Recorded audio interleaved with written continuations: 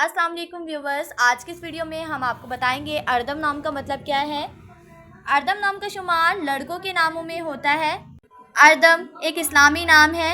अर्दम नाम की इब्तदाई तारीख उर्दू ज़ुबान से निकलती है। अर्दम नाम के अफराद के लिए खुशकिस्मत नंबर 1 माना जाता है। माहिरीन के मुताबिक अर्दम नाम के लड़के बहुत मासूम होते हैं। अर्दम नाम का मतलब है बहादुर और दलेर। अर्दम नाम के लड़कों के लिए खुशकिस्मत दिनों में जुम्मा और हफ्ते का दिन शामिल हैं।